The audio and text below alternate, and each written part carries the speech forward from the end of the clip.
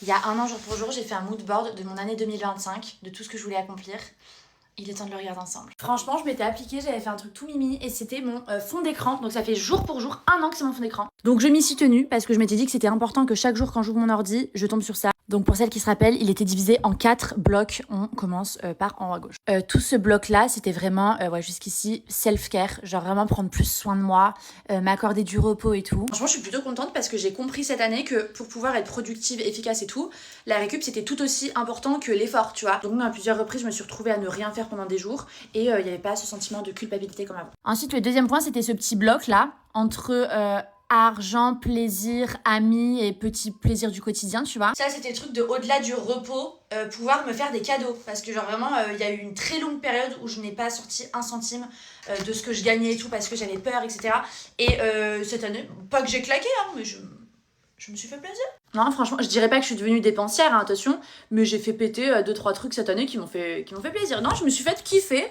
À 2-3 reprises, genre c'est cool. Mais restons raisonnables, comme ça c'est très très bien, très bon équilibre. Donc je dirais qu'on a validé le deuxième bloc. Troisième bloc, c'est toute la partie business qui est ici. Je m'étais souhaité beaucoup de commandes, toujours de continuer. J'avais mis beaucoup d'images en intérieur parce que je voulais à tout prix plus travailler de chez moi parce que je bossais un petit peu de partout, c'était compliqué. Et j'avais mis aussi des beaux endroits pour des rendez-vous professionnels et des lieux, etc. Et franchement, je trouve que c'est le point qui est le plus réussi parce que en termes de nombre de colis, je pense qu'on a battu tous nos records cette année. Ensuite, il y a un an, je voulais m'organiser pour travailler un petit peu plus de chez moi.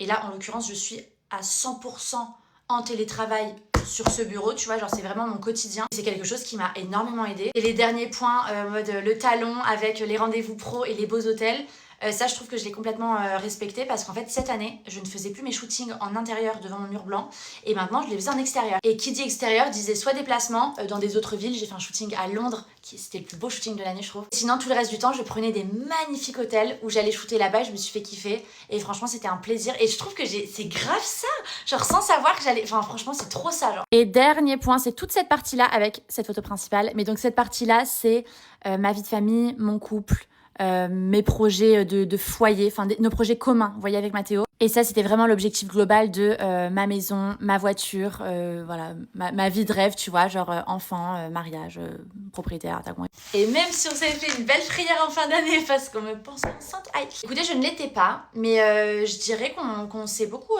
trouvé cette année avec Mathéo parce qu'on a trouvé un bon équilibre, je trouve, entre vie personnelle, vie professionnelle qu'on n'avait pas avant. On a su s'accorder genre vraiment des moments de couple, on est partis en vacances, voilà, on rentre de vacances tous les deux, ça nous a fait beaucoup de bien. Et puis chacune de nos discussions sont tournées vers l'avenir et le futur. Et donc je dirais que tout ça reprend son cours en 2026, mais que rien n'a rompu la bonne voie sur laquelle on était, quoi. Et si vous vous souvenez, je vous avais dit que ces photos-là, c'était pas ce que je voulais accomplir en 2026, mais c'était la voie que je voulais prendre. Et vraiment, quand on écoute ma vidéo d'il y a un an, mais genre c'est littéralement tout ce que je me suis souhaité, quoi. Genre tu vois la photo de la voiture, je m'étais pas dit je veux cette voiture cette année. Je m'étais dit de par cette réussite, de par mon bien-être, de par mes fréquentations, etc., ça va mener au fait que j'arriverai à terme à pouvoir m'offrir ça. Ouais, je me suis pété un ongle. C'était plus un concours de circonstances plutôt que des choses que je voulais accomplir en 2026, genre en termes de biens, de possession. Écoutez, je trouve ça génial. Enfin, franchement, là, de faire le bilan, ça me motive à tout prix à en faire un demain. Je vais faire mon moodboard 2026, qui va être, je pense, très différent. Il vous surprendra peut-être, je vais peut-être me surprendre moi-même, mais j'ai très hâte de le faire parce que celui-ci m'a énormément convenu cette année et que c'est exactement ce qu'il me fallait. Donc je suis dans ma bonne voie et j'en suis très contente. Mais en 2026, il faut à tout prix que j'en fasse un. On se dit à demain, du coup, pour le nouveau moodboard. Ciao!